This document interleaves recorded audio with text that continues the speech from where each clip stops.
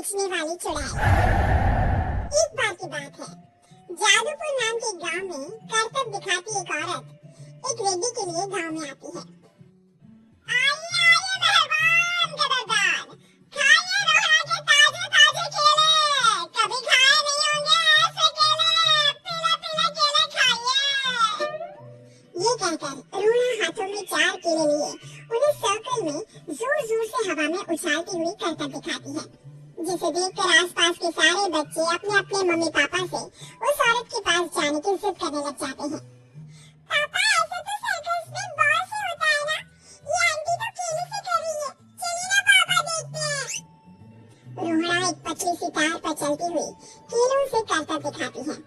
आते जाते सभी लोग बाहर रुककर उसके करतब देखते हैं और वाह वाही करते नहीं थकते। जैसे ही एक आदमी पास आकर उसे पैसे देने लग जाता है, तब वो कहती है, अरे नहीं नहीं साहब, मैं करतब तो बच्चों के मन को बहलाने के लिए करती हूँ, धंधा तो मेरा केले का है।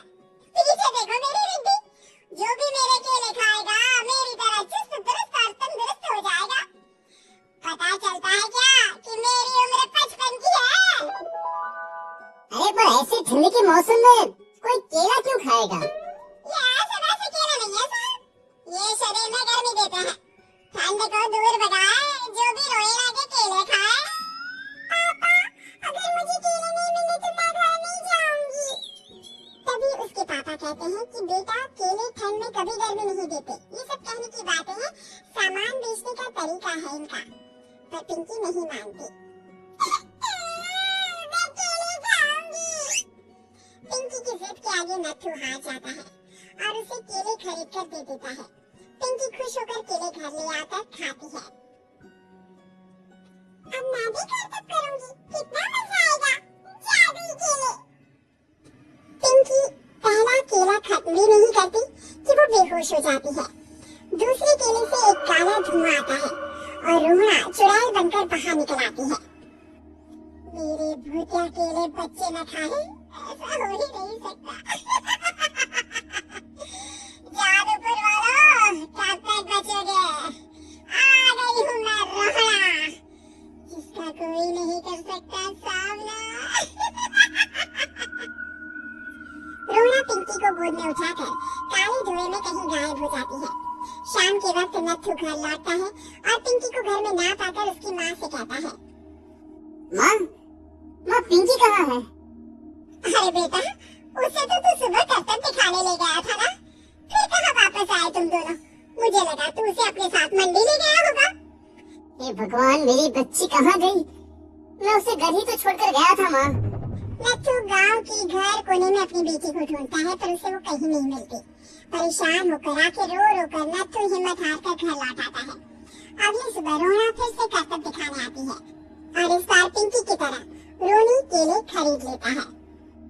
50 रुपए दिए थे पापा ने, सारे पैसों की मैंने केले खरीद लिए हैं। अब मैं भी आंटी की तरह ही करतबबाज बन जाऊंगा।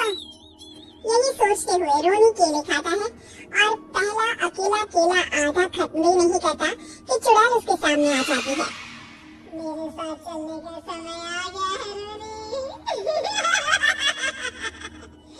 ये तो बस शुरुआत है, अब इस गांव के सारे बच्चे धीरे धीरे मेरे कब्जे में होंगे, एक बच्चा भी नहीं बचेगा।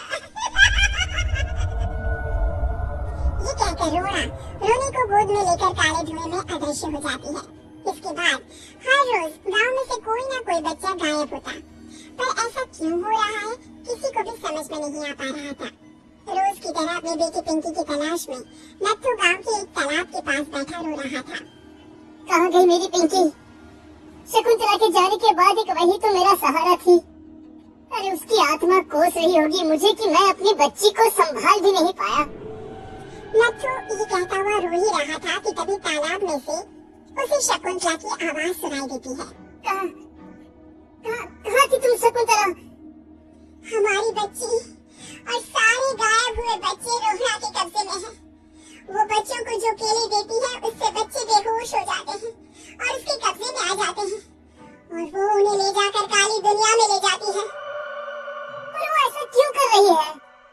ये मैं नहीं जानती, पर उस दुनिया का रास्ता मैं आपको बता सकती हूँ। जहाँ ये नदी खत्म होती है वहाँ एक केले का पेड़ है, उसके नीचे एक दरवाजा है, वहीं से रास्ता जाता है उस दुनिया का। ये कहकर शकुंतला की आत्मा गायब हो जाती है। गांव के सभी लोग झुंड बनाकर उसी रास्ते से काली दुनिया में चले जाते हैं और वहाँ देखते हैं कि सारे बच्चे वहाँ काम कर रहे थे। पापा, मुझे ले चलो यहाँ से। पापा, पापा। सभी बच्चे अपने मम्मी पापा से लिपट जाते हैं। तो तुम लोग यहाँ तक आ गए? क्यों हमारे बच्चों को पकड़ लिया तूने? तुझे शिकारी बनाना है तो ले, हम सब आ गए हैं, हमें खा ले। नहीं, मुझे बच्चे चाहिए, मेरे बच्चे के बदले तुम लोगों के बच्चे। क्या मतलब? मैं इसी गांव में रहने वाली एक औरत थी। केले की चोरी के इल्जाम में मेरे बेटे को गांव वालों ने इतना मारा कि वो मर गया। उसी दिन मैंने ठान लिया कि गांव वालों का भी वही हाल करूंगी।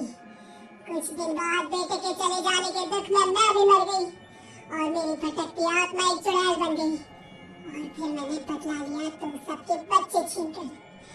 बर्दाश्त नहीं कर पाई ना। सोचो मुझ पर क्या बीती होगी।